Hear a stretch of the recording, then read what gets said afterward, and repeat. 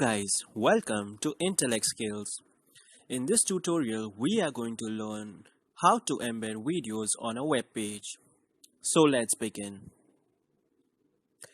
To insert videos on our HTML web page, we use the video tag along with a closing video tag. So as you can see in the example below, we have the video tag along with the height and width attribute set. It is a good practice to include the height and width attribute. If the height and width attributes are not set, the page might flicker while the video loads. The controls attributes adds the video controls like play, pause, and volume controls. The source element allows you to specify alternate video files that the browser may choose from. The browser will use the first recognized format. The text between the video and the closing video tags will only be displayed in the browser that do not support the video element.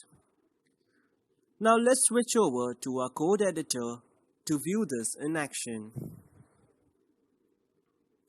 Okay, so we have a basic HTML structure ready and saved as video.html. We have two sample videos named as movie in two video formats. The first is the MP4 format and the second is OGG. So let's begin by typing our opening and closing video tags.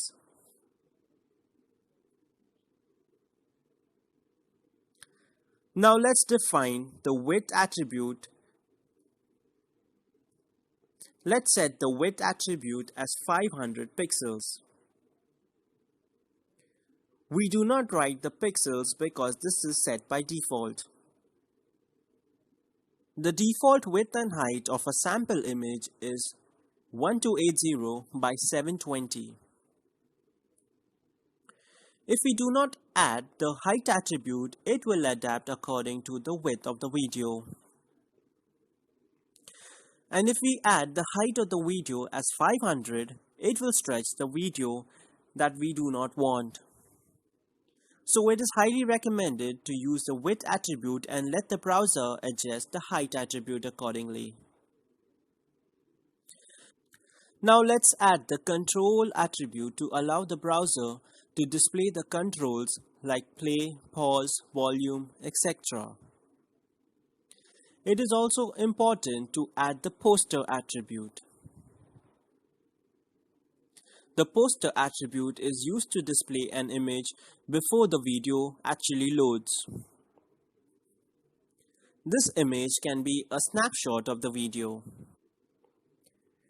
If our video is heavy and it takes time to load, our poster image will show up so that our users do not have to see a blank screen. Now let's add the source element.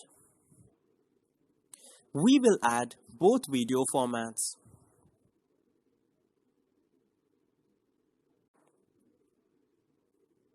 The browser uses the first recognized format.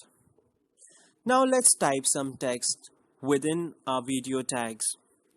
Let's type, "Your browser does not support this video format." The text between the opening and closing video tags will only be displayed in the browser that do not support the video element. Okay, now let's check the output on our browser. So as you can see, the video is embedded on a web page. But we will have to manually play the video.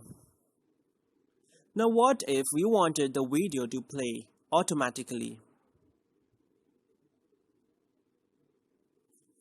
Okay, so before that we need to understand a few important HTML5 video attributes. Okay, to let the video autoplay, we simply add the autoplay attribute. To let our video loop, we add the loop attribute. If we want the audio in a video to be muted, we use the muted attribute.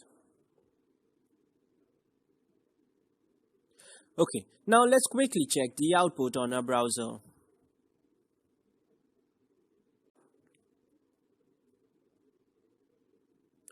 So as you can see, the video autoplays without we having to hit the play button. You can also see that the video loops itself.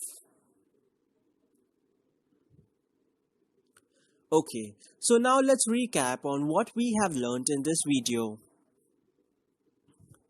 The opening and closing video tags are used to embed videos on our web page. The width and height attribute is used to set the height and width of the video in CSS pixels. The autoplay attribute tells the browser to immediately start downloading the video and play it as soon as it can. It is important to note that mobile browsers generally do not support this attribute. The user must tap the screen to begin the video playback. The controls attribute shows the default video controls like play, pause, volume controls, etc. The poster attribute provides an image to show before the video actually loads. The loop attribute tells the browser to automatically loop the video. The muted attribute mutes the audio from the video. The source element allows you to specify alternate video files that the browser may choose from. The browser will use the first recognized format. The text between the video and the closing video tags will only be displayed in the browser that do not support the video element. The three supported video formats are MP4, WebM, and OGG. So that's it for this video. In the next video, we will learn about embedding audio on a web page. So if you have any questions, please do comment below and I will try to answer them as soon as I can. So if you like this video, hit the like button, and if you're new to my channel, please do subscribe and hit the bell icon to receive a notification on all my latest videos. So stay tuned and keep learning.